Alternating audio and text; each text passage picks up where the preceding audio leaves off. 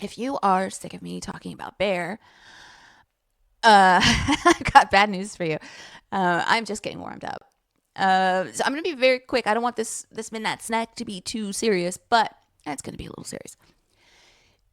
Right now, Bayer is in the news for good reason, and that is because some decisions that have to be made at the state level and even maybe at the Supreme Court level could affect our food industry for a very long time, 7 years to be exact, maybe even longer.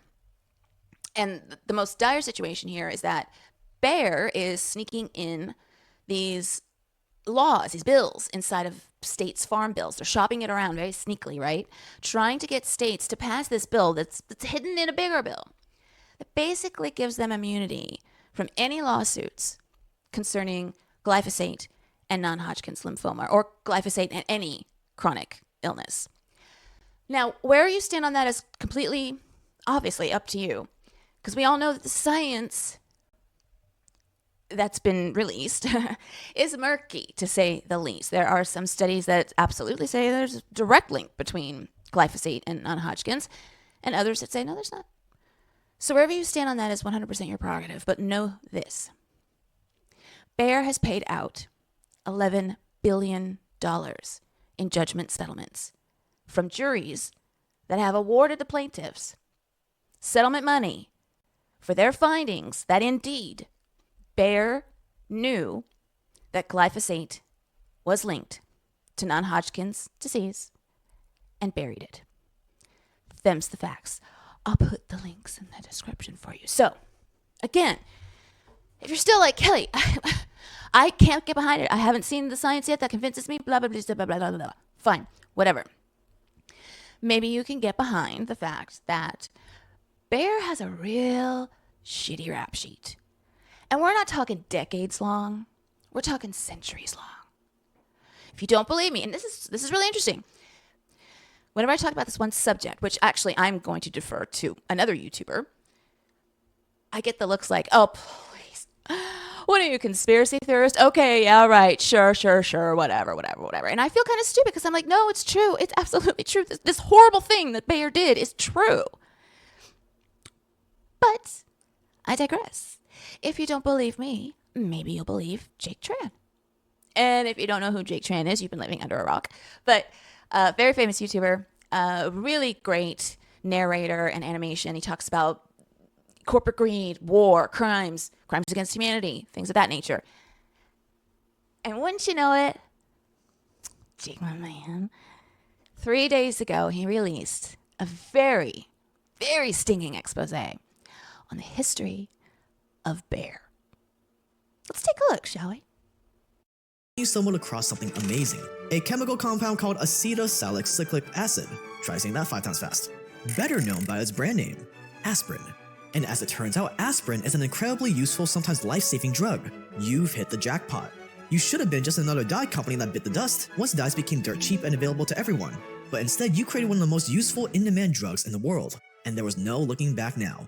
Thanks to aspirin, you were making serious money, and for years life was good. And you went on to invent a whole bunch of other bestsellers. Everything from heroin to painkillers that also cause kidney damage and cancer. And yes, you heard me right, you were the ones to bring heroin to the masses. But we'll get to that later. By the early 1900s, you were doing quite well for yourself. But unfortunately, you were a budding startup in 20th century Germany. Which meant just as you were starting to really pull in the big bucks, this happened.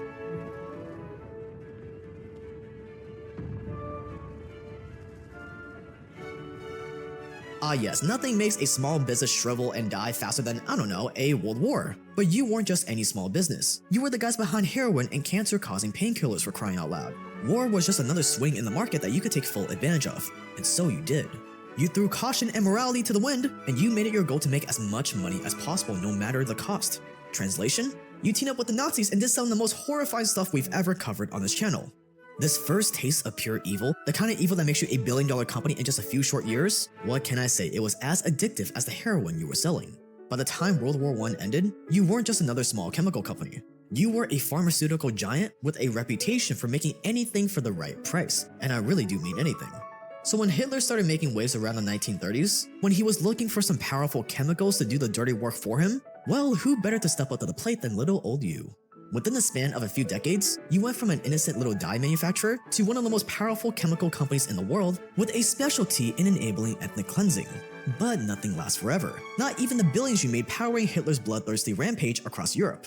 So obviously, once the war ended and your side lost, you were punished, right? You were forced to take a good look in the mirror, realize the error of your ways, and make amends for all the lives you ended and all the people you helped terrorize. Not so much. As it turns out, like so many other corporate giants, you were just too rich, too powerful, and too big to fail. So instead of being punished for what you did, you were actually rewarded. By everyone, including the winning side. And with that one decision, the decision to let you off scot-free after literally making the Holocaust possible, the world inadvertently created the most evil, money-hungry corporation on the planet. We've covered a lot of evil companies on this channel, but this one might just take the cake. Stay dangerous, and this is the unfathomable evil of Bayer. The most horrifying stuff we've ever covered on this channel. So evil, they must take the cake. This is why I wanted to play the clip for you, because I'm new to the YouTube sphere, and I know that there are only certain terms and words that big-time YouTube users can get away with saying. And so I thought I'd let Jake say them on behalf of me. So thank you, Jake. But yeah, if you are interested in seeing the full history of Bayer from its inception to at least through World War II, go check out the documentary on his station. If you can't get behind the fact that Roundup with glyphosate is killing our farmers, it's ruining our soil, it's poisoning our food, maybe you can get behind the fact that Bayer is a bad company and we shouldn't be doing business with them anymore. They're too big to fail. They're too evil to care. I don't want them around my food sources. I don't know about you. Anyway, peace out. Please subscribe, like, share, comment, all that good stuff. And I'll have more midnight snacks for you when I get to it. All right? God.